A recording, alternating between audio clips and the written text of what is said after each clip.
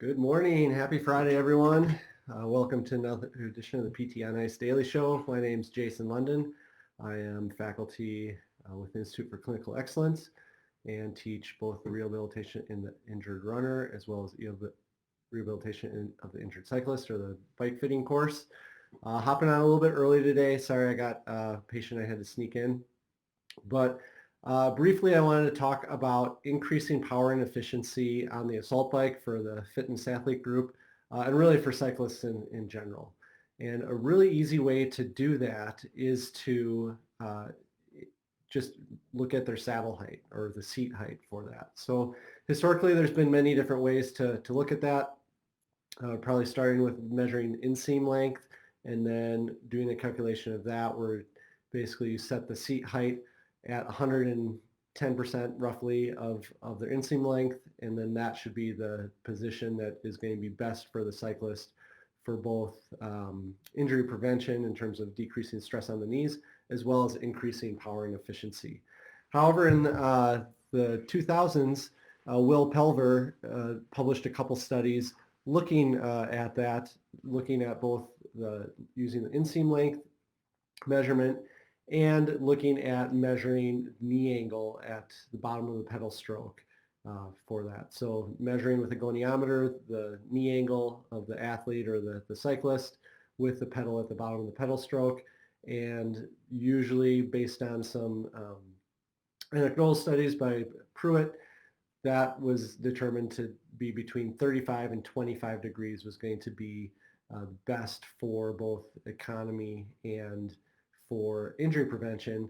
However, that had never actually been studied or validated. So Pelver set out to do that, and what he did is he looked at, he measured heart rate, VO2 max, rate of perceived exertion, and then also power, and looked at those three different saddle heights on a stationary bike with a small group of cyclists, and then wanted to come up with the answer, what saddle height is going to be generating the most power, what saddle height is going to be the most efficient for cyclists. And what he found was that 25 degrees was the most efficient. So having that saddle a little bit higher. So again, 25 degrees of knee flexion at the bottom of the pedal stroke. And 35 degrees and 25 degrees both were able to generate the most power, where by measuring on that inseam length, so 109% of that inseam length was the least efficient and also generated the least amount of power. So also that inseam length measurement also had the greatest degree of variability. So what does that tell us? Well, a good thing is we have that range of 25 to 35 degrees, again, of the knee angle at the bottom of the pedal stroke. And that's going to be both the most efficient as well as being able to generate the most power. And so this is a good starting point.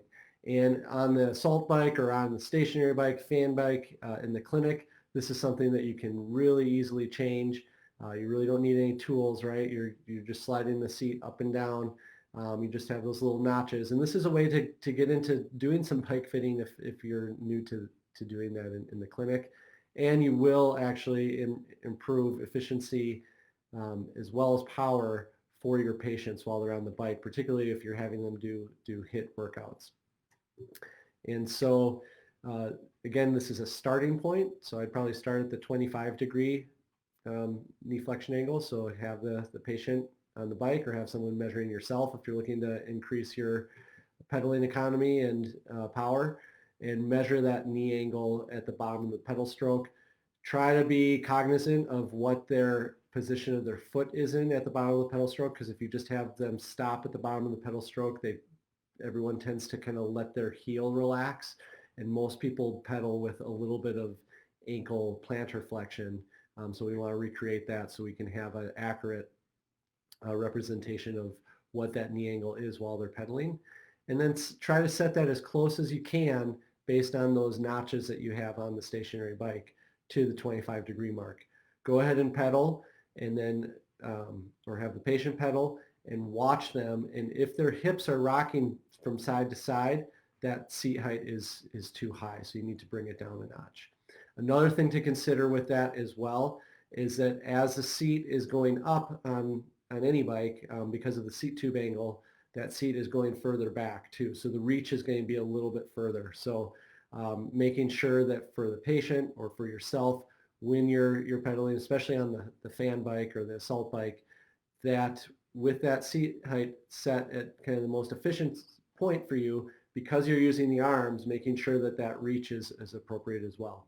So just a quick tidbit here on Friday morning, how to, again, increase pedaling economy or efficiency as well as power, and also resulting decreased stress on the patellofemoral joint, tibiofemoral joint, is set that seat height to 25 degrees, bottom of the pedal stroke, and use that as a starting point.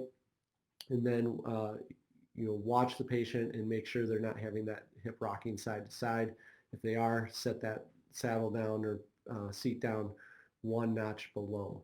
Hope this is helpful for you. Hopefully this is helpful for your patients, and I really hope you guys have a great Friday and a great weekend. The cyclist rehabilitation of the injured cyclist, or the bike fitting course, is coming up this October. It's the only offering we have this year.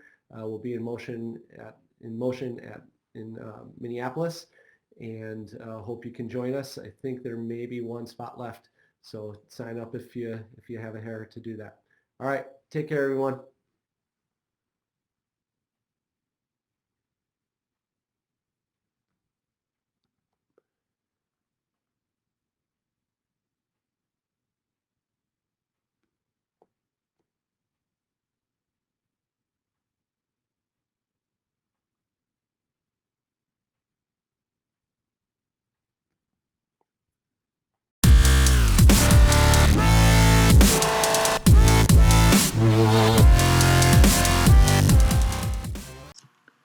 Hey, thanks for tuning in to the PT on Ice Daily Show. If you enjoyed this content, head on over to iTunes and leave us a review. And be sure to check us out on Facebook and Instagram at the Institute of Clinical Excellence. If you're interested in getting plugged into more ICE content on a weekly basis while earning CEUs from home, check out our virtual ICE online mentorship program at ptonice.com. While you're there, sign up for our Hump Day Hustling newsletter for a free email every Wednesday morning with our top 5 research articles and social media posts that we think are worth reading. Head over to ptonice.com and scroll to the bottom of the page to sign up.